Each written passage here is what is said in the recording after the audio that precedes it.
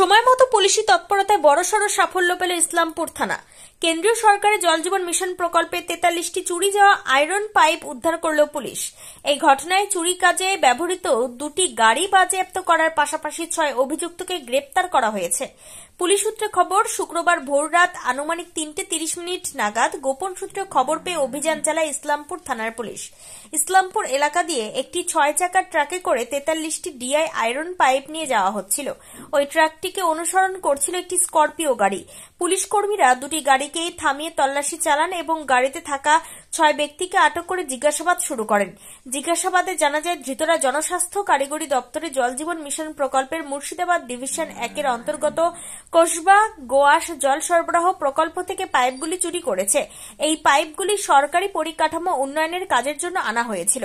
ধৃত 6 জনের মধ্যে 2 জন চালক, একজন মূল অভিযুক্ত যিনি চুরির মূল পরিকল্পনাকারী এবং বাকি 3 জন এই কাজে সহায়তাকারী। পুলিশ চুরি যাওয়া পাইপগুলি এবং চুরির কাজে ব্যবহৃত 2টি গাড়ি বাজেয়াপ্ত করেছে। ইসলামপুর থানায় অভিযুক্তদের বিরুদ্ধে একটি নির্দিষ্ট ধারায় মামলা রুজু করা হয়েছে। পুলিশ জানিয়েছে, এই চক্রের সঙ্গে অন্য কোনো যোগসূত্র আছে কিনা বা আরও চুরি যাওয়া সম্পত্তি উদ্ধার যায় কিনা তা খতিয়ে দেখতে তদন্ত চলছে। ধৃত সকল অভিযুক্তকে আজই 10 দিনের পুলিশি হেফাজত চেয়ে